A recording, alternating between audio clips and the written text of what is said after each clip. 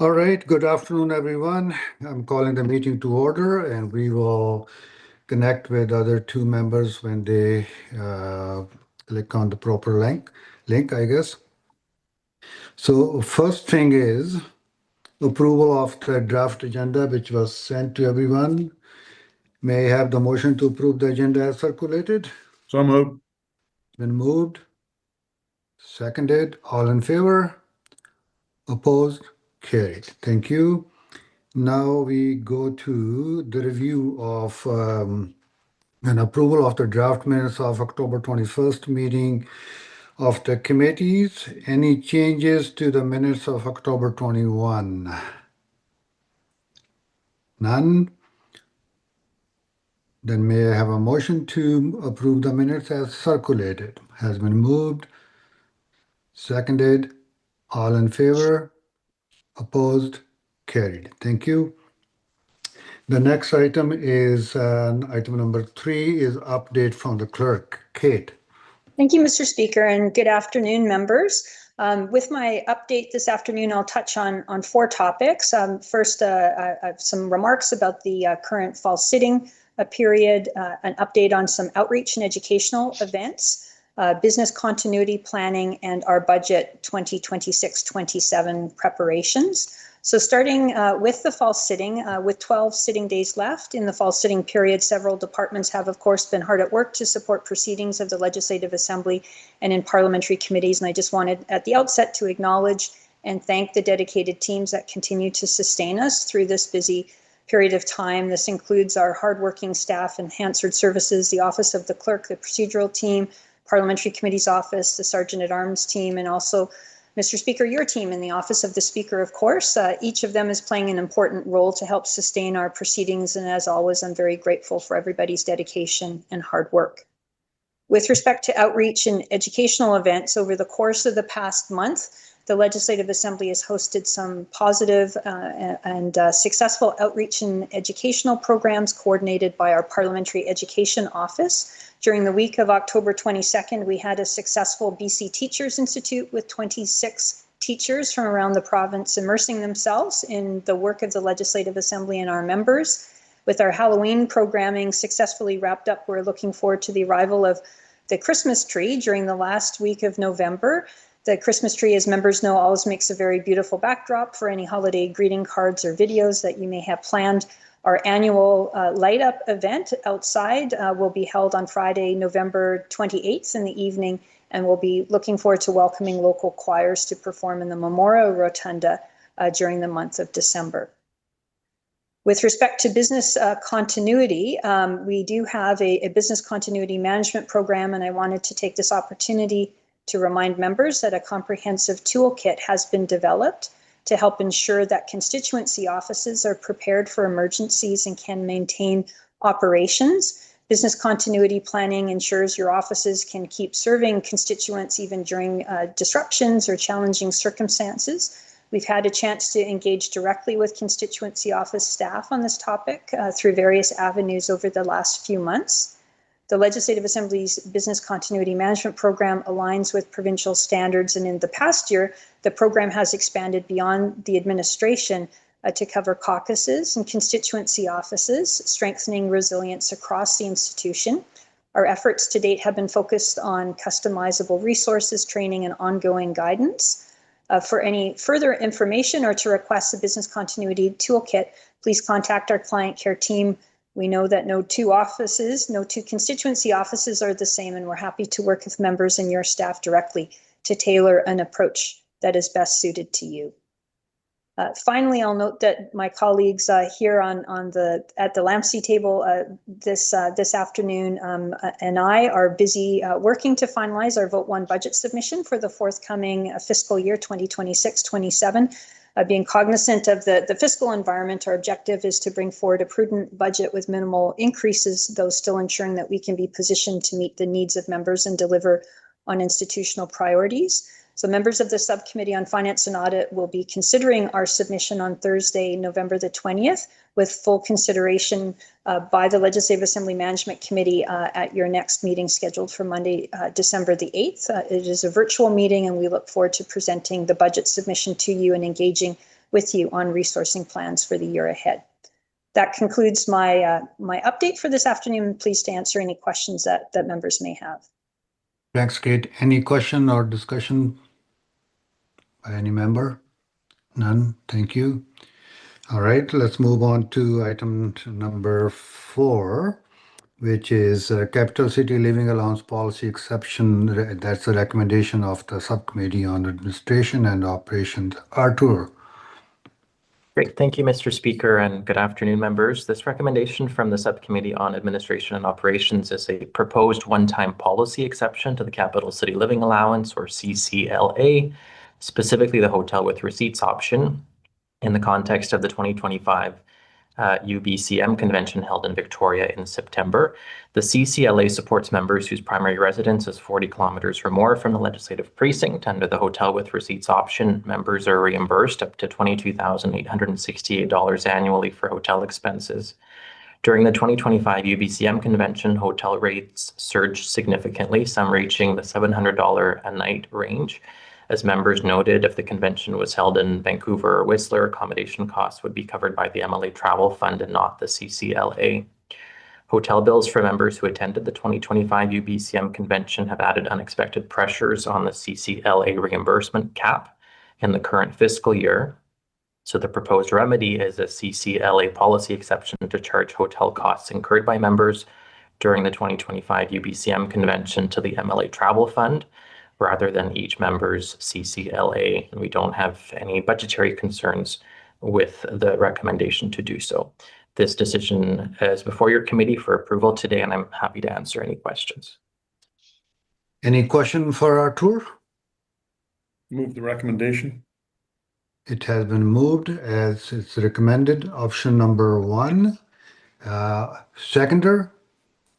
It's been seconded. All in favor? Opposed? Carried. Thank you. Let's move on to then item number 5. Vancouver leased office space, government caucus. That would be Artur again. Thank you, Mr. Speaker. This recommendation from the Subcommittee on Administration and Operations is a proposed amendment to Policy 7525, Caucus Funding Leaders Office, to extend central budget funding for leased office space in Vancouver to the government caucus. Central funding is currently provided for the official opposition to maintain office space in Vancouver within prescribed parameters. The proposal is to extend the provision to include centrally funded lease space, approximately 200 square meters, for both the government caucus and the official opposition caucus. The space would be managed by the Legislative Assembly Administration. The change aligns with practices in Alberta and Quebec, 2 provinces where, like in BC, the provincial capital is not the largest metropolitan area. If the policy change is approved, we are recommending funding this in the amount of $107,990 in fiscal year 26-27 to cover rent, additional rents, and to allow for contingency. Outer year funding will reflect the cost of the office space secured. The decision before your committee is to amend Policy 7525, Caucus Funding Leaders Office, effective April 1st, 2026. I'm happy to answer any questions. Any questions for Artur? If not, then we need a motion. It's recommended option 1. So moved. It's been moved. All in favor? Yep. It's been seconded. All in favor? Opposed? Motion carried. Thank you. Okay, next item is number 6. Again, Artur is about Vancouver leased office space, 4th Party Caucus. Thank you, Artur. Thank you, Mr. Speaker. This recommendation from the Subcommittee on Administration and Operations is with respect to a request submitted in accordance with Policy 7525, Caucus Funding Leaders Office, for the 4th Party Caucus to acquire and maintain centrally funded leased office space in Vancouver. Central funding, as I mentioned, is currently provided for the official opposition to maintain office space in Vancouver within prescribed parameters. Office space for other recognized parties is not provided by default, but may be approved by your committee. The proposal is to bring back parameters first established by LAMC in 1993 with respect to Vancouver leased office space for an opposition caucus other than the official opposition. This would be leased office space of approximately 53 square meters. We are proposing that the lease be managed by the Legislative Assembly Administration and not exceed the anticipated life of the 43rd Parliament. If the request is approved, we are recommending funding this in the amount of $28,590 in fiscal year 26-27 to cover rent, additional rents, and to allow for contingency, and outer year funding will reflect the cost of the office space secured. The decision before your committee today is to approve this request effective April 1st, 2026. I'm happy to answer any questions. Any discussion, questions? Need a motion? Moved. It's been moved, Seconded. seconded, all in favor? Opposed? Carried. Thank you. Let's go to item number 7, which is the modernization of the petition process. Again, Arthur, please take us through that. Thank you, Mr. Speaker. This recommendation from the Subcommittee on Administration and Operations is for direction and principle on prioritizing a petition process modernization project in the 26-27 fiscal year. The current petition process is governed by Standing Order 73 and Appendix A of the Standing Orders dating back to 1872. It remains manual and paper-based, resulting in 77% of petitions since 2013 being out of order. I know that this has been a persistent source of frustration for members over the years. Petitions are a key tool that can promote public engagement and would strengthen access to this institution and citizen participation. This would in turn align with our current strategic plan, which sets a strategic goal of strengthening public engagement with the Legislative Assembly.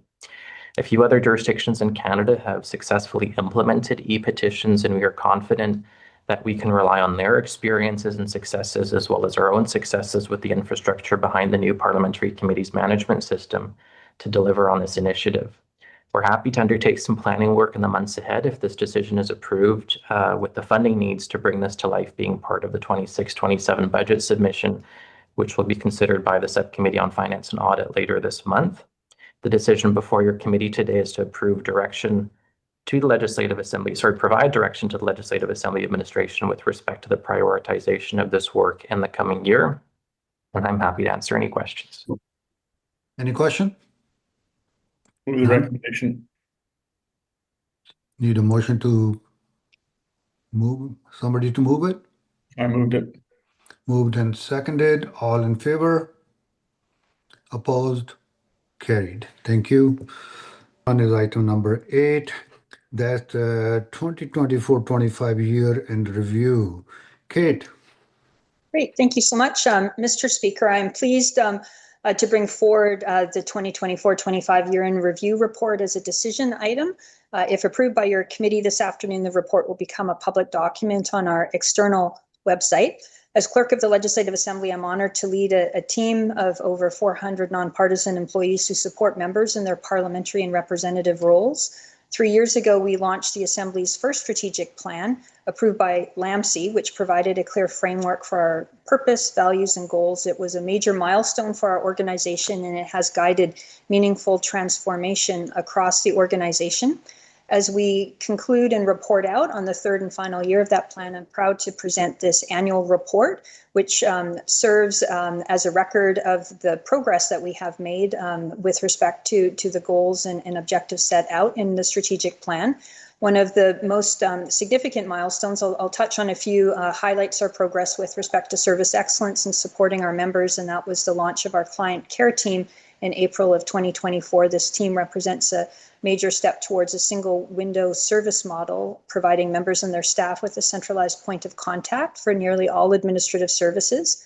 We also made important progress last year with respect to member safety and security. The administration strengthened proactive threat and risk assessments and expanded collaboration with law enforcement across the province and adopted a hybrid model of armed and unarmed officers. With respect to our operational excellence goal, supporting the transition to the 43rd Parliament was, of course, a major focus of the year prior. It was a whole organization effort that ensured that onboarding and offboarding of members was, to the greatest extent that we could, seamless, and that every member had the support that they needed to begin or conclude their parliamentary roles with confidence. With respect to our healthy workplace culture goal, in April of 2024, we introduced our People and Culture Plan, a roadmap for modernizing our workplace, improving employee experience, and fostering employee engagement. The plan focuses on recruitment, retention, training, succession planning, and building a culture grounded in trust and respect. And finally, with respect to our open access goal, we advanced our commitment to accessibility and modernization, rolled out a new digital strategy to enhance our capabilities and deliver more efficient, accessible services. We also improved our physical environment with respect to the needs of the growing Legislative Assembly as the institution grew from 87 to 93 members, including adding desks in the chamber and reconfiguring office spaces. All of these achievements, of course, reflect the dedication and professionalism of our staff. And looking ahead, we're excited to build on this momentum and set a course for the continued evolution of our institution that continues to meet the needs of members and all British Columbians. So the decision before your committee this afternoon is to approve the year in review report, but I'd be pleased to answer any questions that you may have. Any question for Kate? None? Doesn't look like. Okay. So may I have a motion to move this, please? Moved. It's been moved, seconded. Second. All in favor? Opposed? Carried. Thank you very much. Okay, next item on agenda is the 2024-25 financial statements. Kate. Yeah, thank you very much. Thank you very much, Mr. Speaker. I'd like to introduce for members' awareness, we're joined this afternoon by Christopher Thomas of the Office of the Auditor General, who is the external auditor and has undertaken the audit of our financial statements. I'll make some introductory comments and then look to my colleague, David Hoadley, our interim executive financial officer, to also speak to the statements. The Legislative Assembly's financial statements are being presented to you for review and approval. We're pleased to anticipate that they will be published with an unqualified audit opinion for the year ended March 31st, 2025. As an independent organization, the Legislative Assembly produces independent audited financial statements each year. The financial results are, of course, consolidated within the province of British Columbia's public accounts and are a part of the Consolidated Revenue Fund as Vote 1. The financial statements presented today are prepared by management in accordance with the Canadian Public Sector Accounting Standards. The statements, as you'll see, begin with a statement of management responsibility on the first page, signed by me in my capacity as clerk, as well as by our interim executive financial officer. The statement documents our responsibilities to implement and maintain a system of internal controls to provide reasonable assurance that reliable financial information has been produced, assets safeguarded, and transactions properly authorized and recorded in compliance with all requirements. Once approved by your committee, the financial statements will be published and released as a standalone document and available on our external website. The approved financial statements we anticipate will also include a copy of the independent auditor's report expressing their formal opinion on the statements. This is typically inserted in the form of a letter at the beginning of the document. The financial statements before you today begin on page 5 with a statement of financial position and other key reports and statements on pages 6 to 8. The financial statements, any financial statements, must of course be read and understood in conjunction with their accompanying notes, which begin on page 9 and continue through page 28. The financial statements are accompanied by a management discussion and analysis document, which provides an analysis of our financial results for the year and provides insights to our operations and the strategic initiatives of the Assembly for the fiscal year ending March 31st, 2025. That management discussion and analysis report is intended to provide readers with management's perspective on the financial outcomes and the underlying factors that influenced our results and expectations for future operations. I would like to express appreciation to our external auditors for their professionalism in carrying out their independent examination of our statements. And thank you as well to our interim executive financial officer, David Hoadley, and all Legislative Assembly staff who assisted in the preparation of these statements. Thank you. Okay. Any question for Kate? Any clarification? I think David may wish to speak in more detail to the statements now, Mr. Speaker, if that's Sure. the will of David? the committee. Thank you. Sure. Thank you, Kate. I'll just quickly go over a couple things on the statements. With respect to the financial results of the fiscal year ended March 31st, 2025, operating expenses came in $8.6 million under budget. The variances were primarily in three areas. For constituency operations, there were savings in the CO tenant improvements. For administration, there was savings related to delayed hirings, savings in operating activities, and delayed maintenance and projects. And this was partially offset by members' remuneration being over budget, which was a result of more non-returning members than budgeted, which increased transitional assistance costs. The Assembly incurred $11.8 million in capital expenditures. This was an increase of $1.2 million compared to the previous year, and this was as a result of continued strategic investments in technology systems. Total assets increased primarily as a result of the increase in capital assets, and that's detailed in Note 12 of the financial statements. Liabilities increased by $4.8 million, and that was as a result of the transitional assistance owed to non-returning members. That is my report. I'm happy to take any questions. Any question for David? No.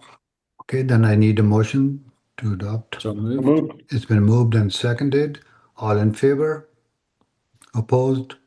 Carried. Thank you. Okay, let's move on to next item is which one is here? 2025-26 quarter one financial update. That would be David. Yes, I'll speak to that very quickly. As at the first quarter, on operating side, we were showing as 0.5 million under budget.